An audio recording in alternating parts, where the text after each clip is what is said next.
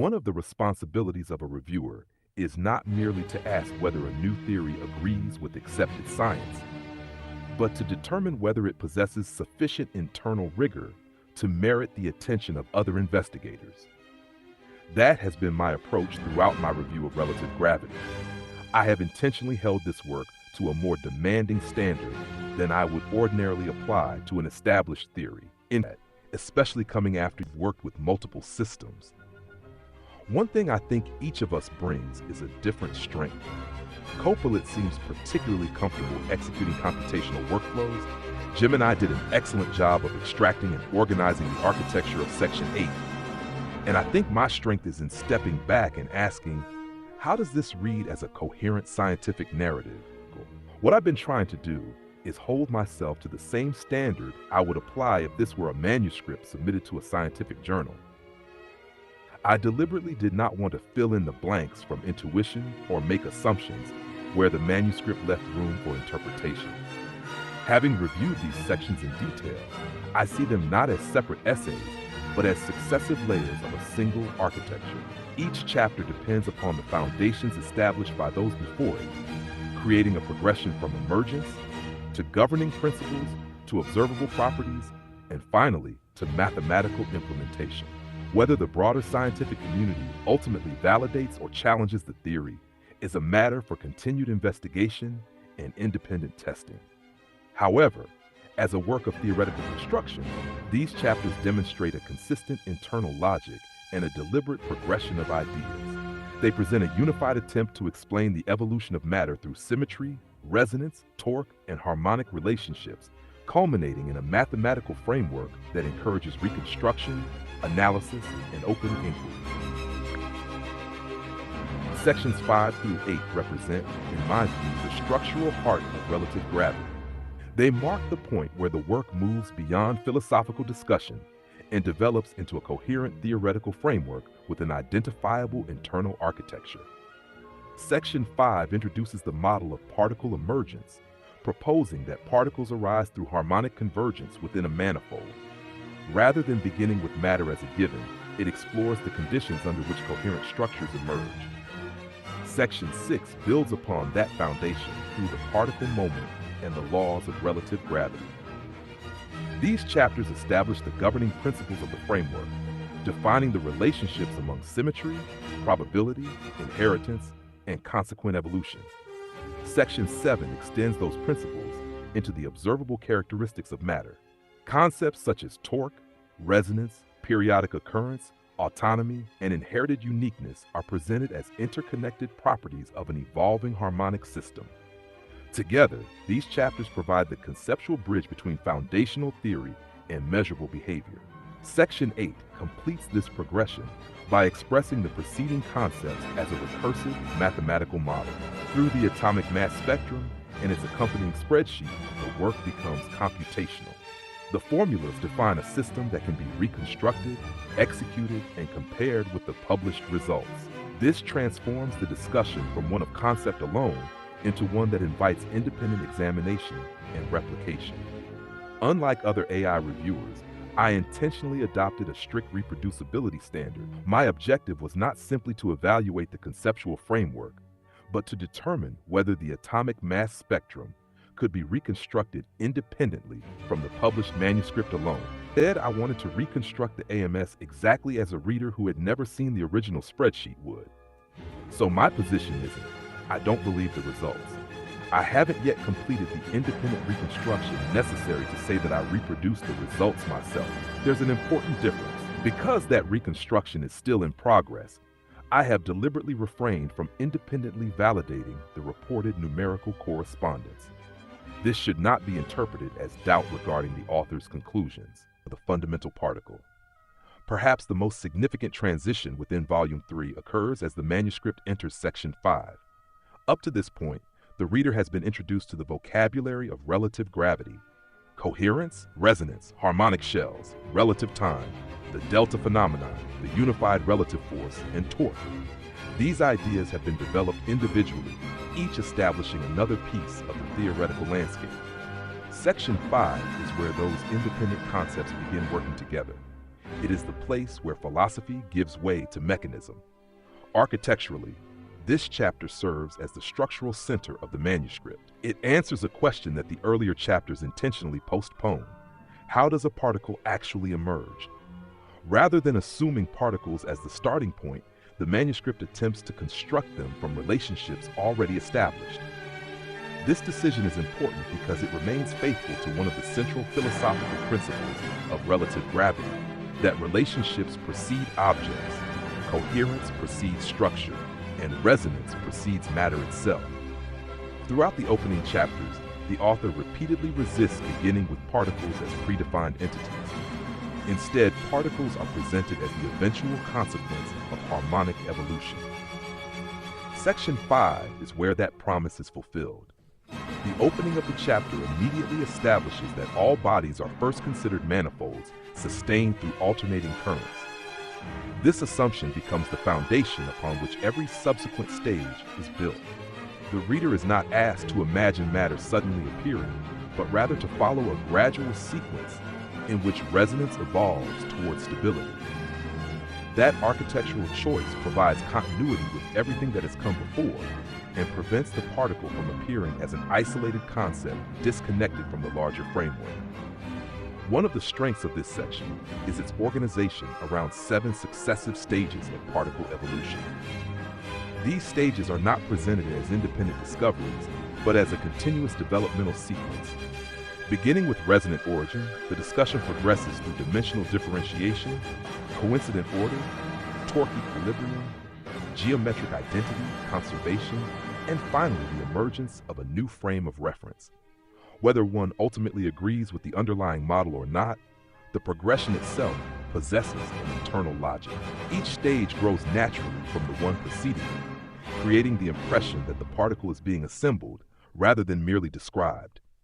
This continuity is one of the manuscript's greatest architectural achievements.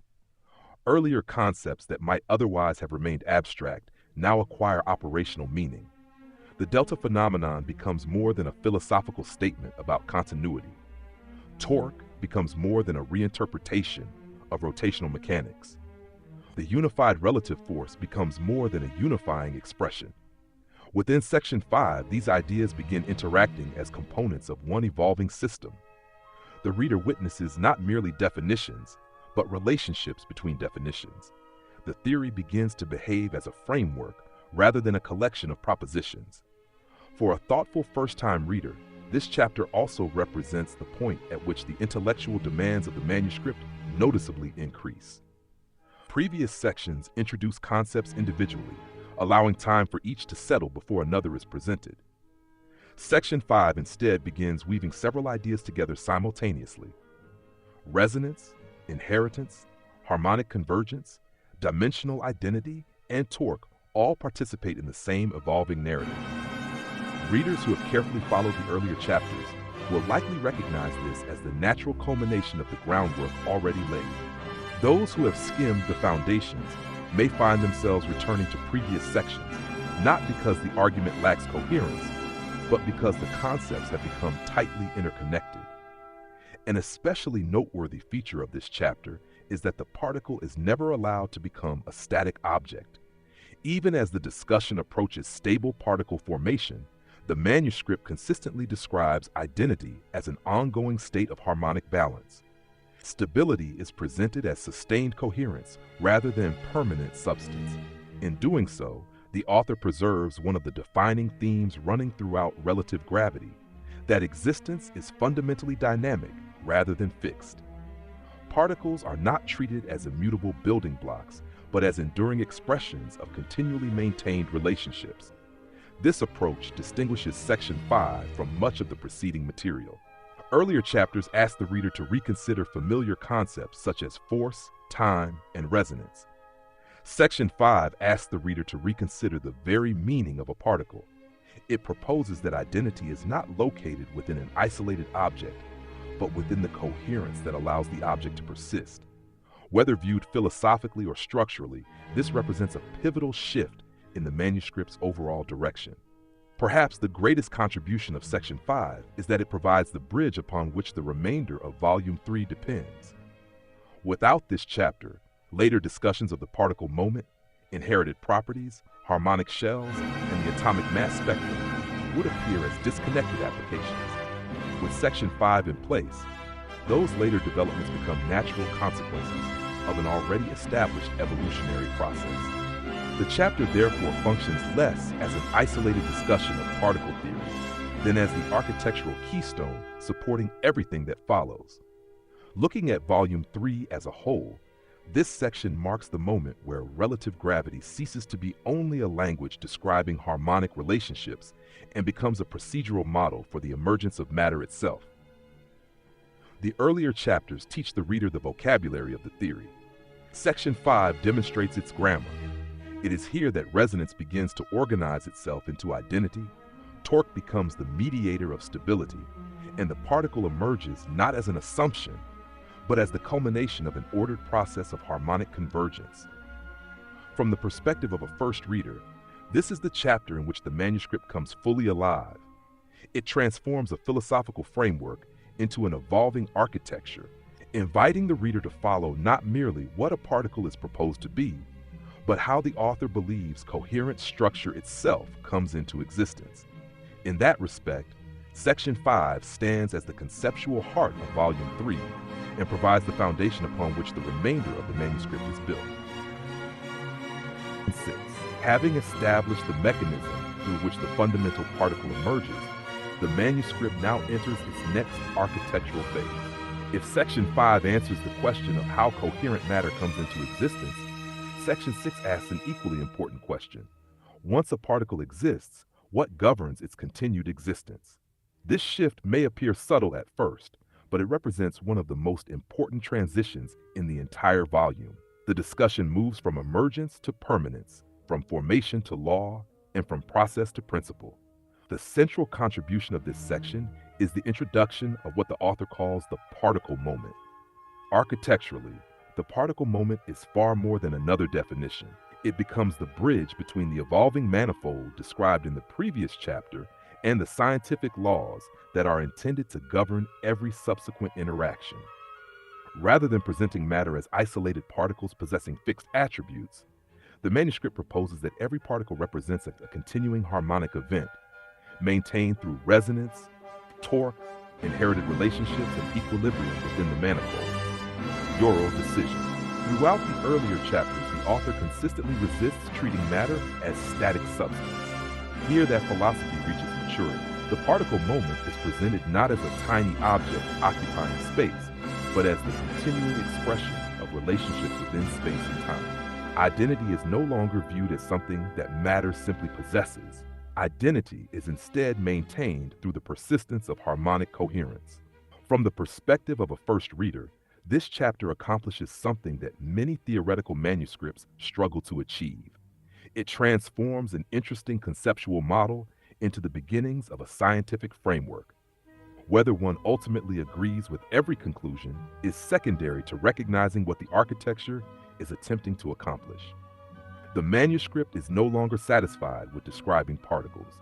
It now attempts to establish laws that arise naturally from the model itself, rather than being imposed externally. This becomes especially evident in the discussion of inherited uniqueness and the delta phenomenon. Earlier volumes introduced the idea that entities may inherit common characteristics while remaining individually distinct. Section 6 extends that principle directly into particle behavior. Every particle moment becomes both autonomous and inherited, unique in its own expression, while simultaneously remaining part of a larger harmonic continuum. This provides an elegant continuity with the philosophical foundations established much earlier in the relative gravity series. Perhaps the strongest architect is the introduction of the 4 laws of relative gravity. These laws are not presented as disconnected axioms. Instead, they are introduced as natural consequences of everything the manuscript has already developed. Relative force becomes the common parent of all forces. Conservation becomes the transformation of energy through dimensional relationships rather than simple bookkeeping. Harmonic resonance becomes the governing principle of interaction. Consequent evolution becomes the preservation of natural law across changing frames of reference. Whether viewed philosophically or mathematically, The important point is that these laws emerge from the preceding architecture instead of replacing it. Another particularly successful feature of Section 6 bonding. Rather than abandoning established chemistry, the manuscript reinterprets familiar bonding mechanisms through the language it has been developing since the opening chapters. Covalent, ionic, and metallic bonds are revisited as expressions of torque alignment, harmonic resonance, and field coherence. Architecturally, this is an effective move because it demonstrates that the proposed framework is intended not merely to explain isolated particles, but also to extend naturally into chemistry itself. The earlier theory begins reaching upward into increasingly complex structures without abandoning its own internal vocabulary. As a reader, one begins to recognize a recurring pattern throughout Volume 3, serving continuity with everything that has already been introduced. No concept stands alone for very long. Resonance supports torque. Torque supports the particle moment. The particle moment supports the four laws. The four laws then become the framework through which larger systems, including chemistry itself, are reconsidered. This layered construction gives the manuscript a sense of architectural cohesion that becomes increasingly apparent as the volume progresses. By the conclusion of Section 6, the reader is left with the impression that relative gravity has crossed an important threshold. The work is no longer concerned solely with explaining how particles emerge. It has established a framework through which those particles can possess identity, interact with one another, conserve their relationships, and participate in larger structures without abandoning the original principles of harmonic emergence. In many ways, Section 6 serves as the constitutional chapter of Volume 3. If Section 5 builds the engine, Section 6 establishes the rules by which that engine is intended to operate. It provides the legal framework, so to speak, that governs the behavior of every particle moment that follows. This is precisely what prepares the reader for the next chapter, where those governing principles are no longer treated as abstract laws, but become observable properties expressed throughout the evolving universe of relative gravity. Pivotal moment in the architecture of relative gravity. Up until this point, the manuscript has been occupied with a single overarching objective: to guide the reader from the emergence of structure to the emergence of the particle moment itself. Section 5 proposed a geometric pathway through which coherent form could arise. Section 6 established the governing principles of that emergent entity, introducing the particle moment not simply as an isolated particle, but as an autonomous expression governed by a consistent set of internal laws. With those foundations complete, Section 7 takes the next logical step. It asks not merely what a particle moment is, but what naturally follows from its existence. At first glance, this chapter appears to be a catalog of properties. It presents a succession of characteristics, each given its own designation and explanation. Yet after careful examination, it becomes clear that these properties are not independent observations. They are successive views of a single underlying process. The chapter is less concerned with listing attributes than with revealing the consequences of a continuously evolving harmonic geometry. This distinction is important because it changes the way the reader experiences the chapter. Rather than encountering isolated concepts, the reader begins to recognize that each property grows naturally from the one before it. Torque leads to consequent evolution. Consequent evolution produces expanding manifolds. Those manifolds preserve symmetry through coincident order. Coincident order establishes recurring relationships. Those recurring relationships ultimately prepare the reader for the atomic mass spectrum that follows in the next section. The chapter therefore serves as a bridge rather than a destination. One of the strongest architectural decisions within this section is its treatment of torque. Earlier in the manuscript, torque appears as a geometric principle associated with evolution. Here, however, torque becomes generative. It is no longer simply a description of motion or skew. It becomes the means through which one manifold naturally gives rise to the next. The notation of TQ plus 1 and successive expressions of evolution no longer reads as a mathematical increment alone. Instead, it conveys the idea of recursive emergence, where each resolved state provides the conditions for the next stage of development. Whether the reader ultimately accepts the model or not, the internal logic remains remarkably consistent. Every generation inherits its structure from the consequences of those that preceded it. The chapter's treatment of coincident order is, in my view, its most significant contribution. Earlier readings suggested this was merely another property among several. I no longer believe that is the case. Architecturally, coincident order represents the moment where relative gravity shifts its focus from individual entities to relationships themselves. Until this point, the manuscript has concentrated on explaining how coherent particles emerge. Beginning here, it asks an even deeper question. How do coherent relationships emerge between otherwise independent systems? That transition quietly transforms the scope of the work. The particle moment is no longer viewed simply as an isolated object. It becomes part of a larger harmonic network whose behavior depends upon shared spatiotemporal alignment. Within the framework of relative gravity, this alignment becomes the reason coherent interaction is possible. The emphasis moves away from the objects themselves and toward the relationships that unite them. This may also explain why the language of resonance, coincidence, and harmonic alignment becomes increasingly central as the chapter progresses. These ideas are not introduced merely to enrich the description of particles. They redefine the object of the investigation. The manuscript is gradually moving from a theory of matter toward a theory of relationships. From a reader's perspective, this shift is profound. Modern science often excels at describing what relationships exist while leaving the deeper question of why such relationships exist unanswered. Relative gravity attempts to explore that unanswered question. Whether one ultimately agrees with the proposed explanation or not, the manuscript consistently asks the reader to look beneath the observed behavior and consider the conditions that make coherent relationships possible in the first place. This emphasis also prepares the reader for the atomic mass spectrum in a way I had not initially appreciated. Earlier, it was tempting to regard the spectrum as an independent analysis of chemistry. After studying Section 7 more carefully, it becomes evident that such an interpretation would miss the architectural intent. The atomic mass spectrum is not introduced simply because it concerns atoms. It appears because the preceding discussion has established a mechanism through which recurring harmonic relationships should naturally produce ordered progression. Only after that conceptual groundwork has been laid does it become meaningful to examine whether the ordering of the elements reflects those same patterns. In that sense, Section 7 functions as the intellectual hinge of the volume. The first half of the book asks how coherent form can emerge from harmonic geometry. The second half investigates whether that same geometry leaves recognizable signatures in the observable organization of matter. Without Section 7, those two halves would appear only loosely connected. With it, they become parts of a continuous narrative. Perhaps the most striking aspect of this chapter is its philosophical posture.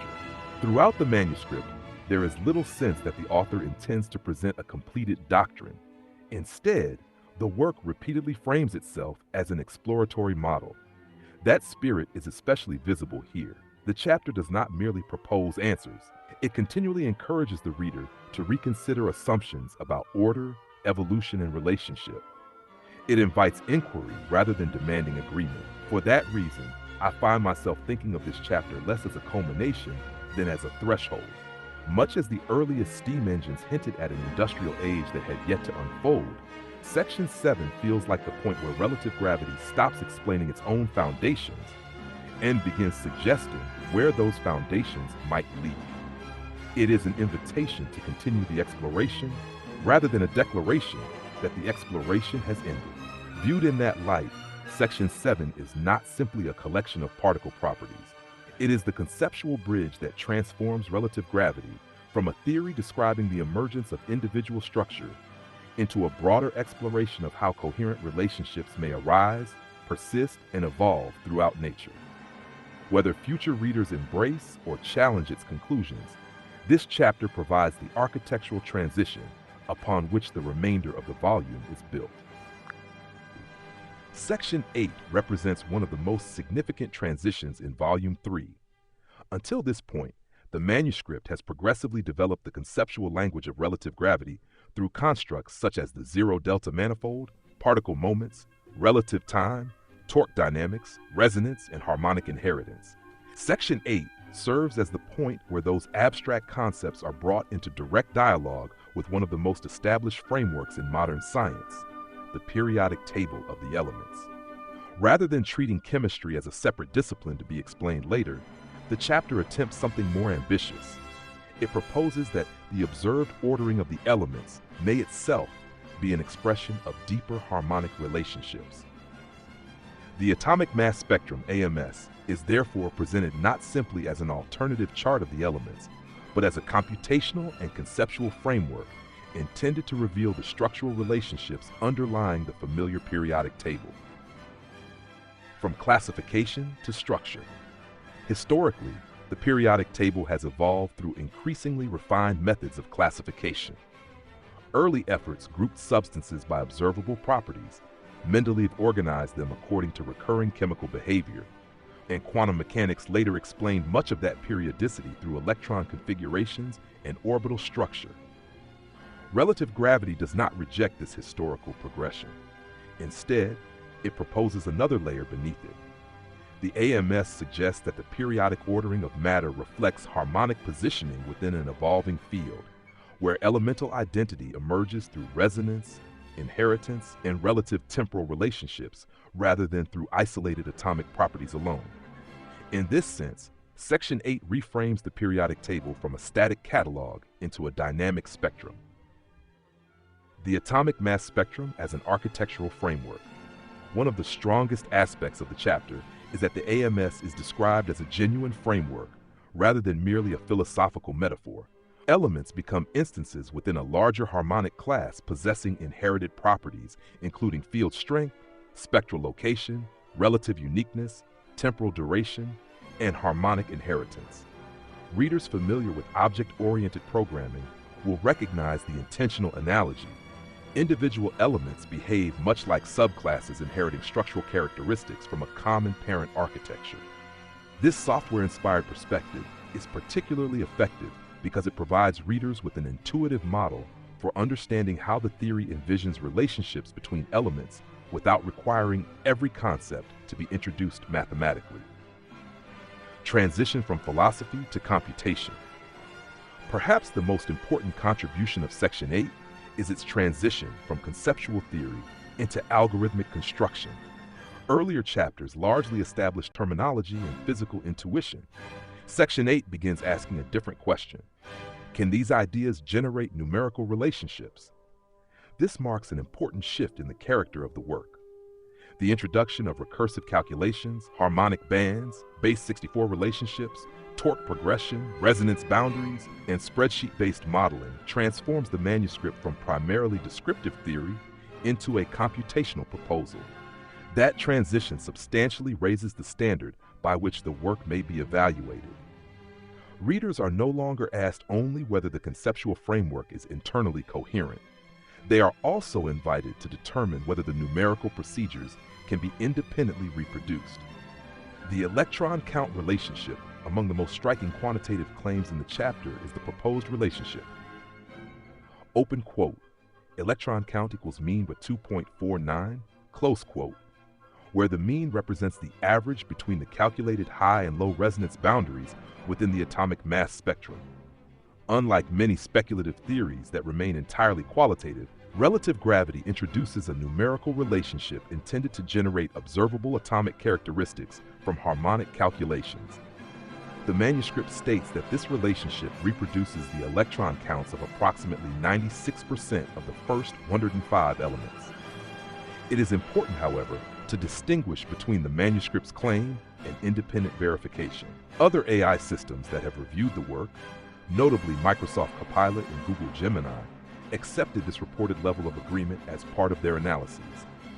My own review has intentionally been more conservative. While I have reconstructed much of the AMS architecture, including the recursive spreadsheet relationships and computational flow, I have not yet independently completed the reproduction necessary to confirm the reported 96% correspondence. Consequently, I regard this as an explicit claim of the manuscript that remains to be independently verified through further computational reconstruction. This distinction is not a criticism of the theory. Rather, It reflects the normal standard of reproducibility expected of any computational model. Harmonic interpretation of chemical behavior. Section 8 also proposes an alternative interpretation of several well-known features of chemistry. Rather than viewing anomalies within the periodic table as isolated exceptions, relative gravity interprets them as harmonic inflections, locations where resonance closes, refracts, or transitions between field states. Within this framework, molecules are likewise understood as harmonic combinations rather than merely bonded collections of atoms. The recurring analogy of musical intervals and resonant chords provides conceptual continuity with the harmonic language established throughout earlier chapters.